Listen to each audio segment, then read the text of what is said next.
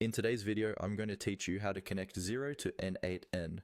We'll walk through a simple example where we set up a new workflow in N8N, add Xero as the first step, and have it run on a schedule. By the end, you'll have a basic automation connected to your Xero account that you can later expand and customize. Start by logging into your N8N account in your browser. Make sure you're on the main dashboard where you can see your projects or workflows. If you're using N8N for the first time, this is usually the screen you land on right after signing in. Next, look for the section labeled Personal. This is typically where your individual projects and workflows are grouped. Go ahead and click on Personal to open your personal workspace. Working inside this area keeps things organized and makes it easier to find and manage your automations later. Inside the personal workspace, find the button that says Create Workflow and click it. This will open a blank canvas where we'll build the connection between N8N and Xero.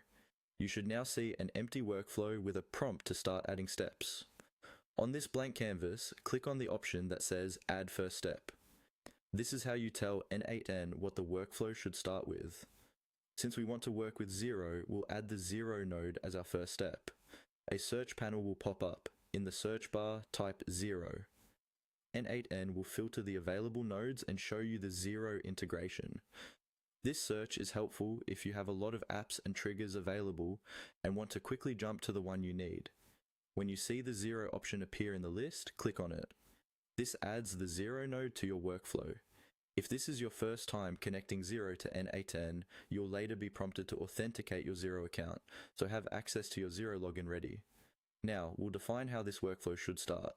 Choose the option labeled On a Schedule.